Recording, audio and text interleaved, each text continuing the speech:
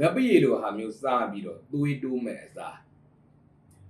ကိုအင်မတန်ကြိုက်တဲ့ဒူရင်သည်ကြကြနနာကောင်းကောင်းစားပြီးတော့သွေးတိုးခံမှာပေါ့ကွာတဲ့အဲ့တော့သွေးတိုးမဲ့အတူတူဆိုရင်တော့ငပိရေတော့မစားလို့ရဘူးဒူရင်သည်စားပြီးတိုးရင်လည်းတိုးကျင်တော့တာတိုးပါစေတော့ပြီးမှဆေးတော့တာ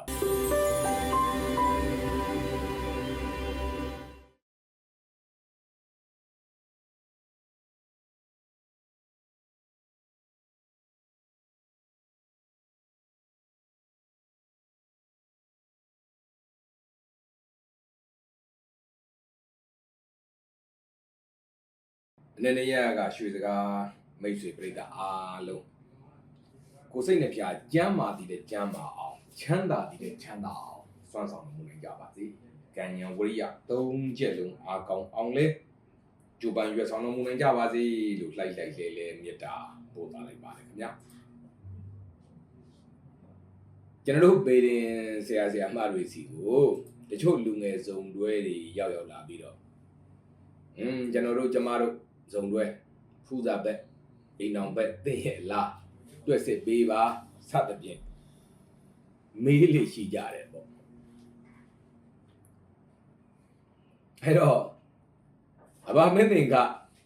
တိုက်တဲ့ဆိုင်တိုင်းပေါ့နော်တကယ်ဖြစ်ရမှာတကယ်ဖြစ်ရမှာအဘာမင်းသင်ကလည်းပတ်သက်တဲ့အကြောင်းအရာလေးတခု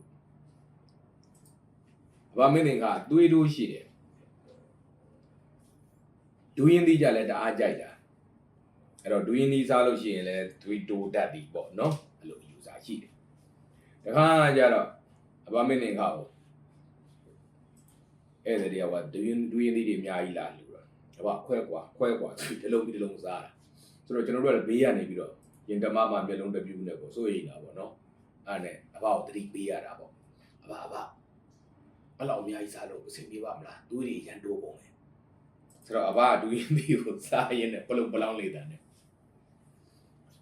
အဲ့ရအောင်နဲ့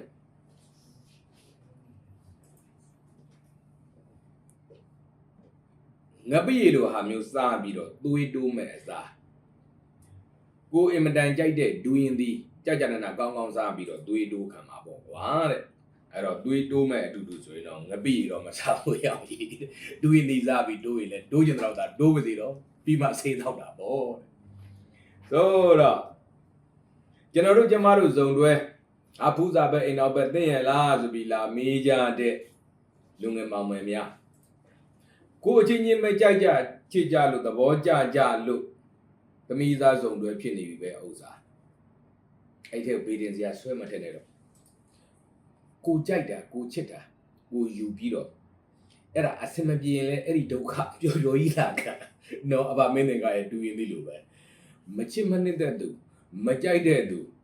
နော်မလွဲတာမရှောင်တာမိဘပေးစားလို့ဘာကြောင့်ညာကြောင့်ယူရတဲ့သူကိုယူပြီးတော့စိတ်ညစ်မဲ့အစားကိုချစ်ခင်နှစ်တဲ့သဘောကျတဲ့ကိုမြတ်လို့တဲ့သူကိုယူပြီးတော့ဒုက္ခကြောင့်လည်းရောက်ပါစေနော်ပြီးတော့မှပဲယူချင်းယူလိုက်အောင်ယူပြီးကမှကောင်းတော့လဲတဲ့တော့လဲတဲ့တယ်လို့ကိုကြိုးစားတာပေါ့မတဲ့တော့လဲအကြမ်းမဘေးတင်စရာစီကိုပြေးကျွန်တော်တို့